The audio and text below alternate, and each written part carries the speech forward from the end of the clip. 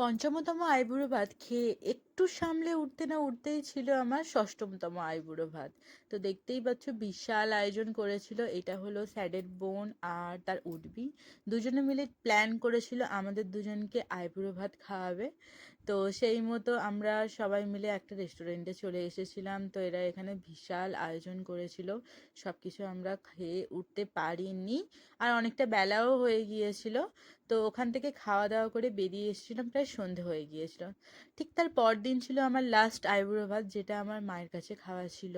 আর বাড়িতেই মা নিরামিষ আইবুড়ো ভাত, যেটা লাস্ট আইবুড়ো ভাত বলে, নিরামিষের মধ্যে খাওয়াতে হয়।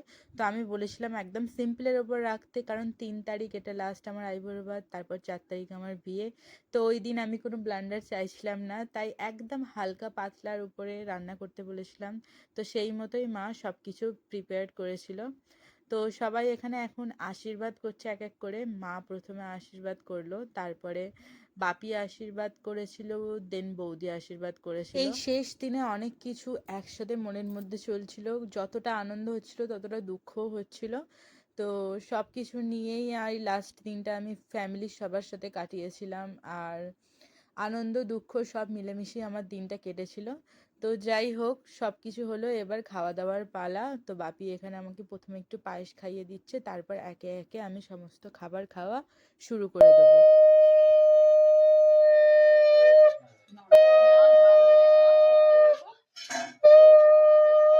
এখনো অনেক ভিডিও তোমাদের সাথে শেয়ার করা হয়নি, প্রচুর ভিডিও পেন্ডিং পড়ে আছে। একে একে এবার তোমাদের সাথে সব কিছু শেয়ার করব।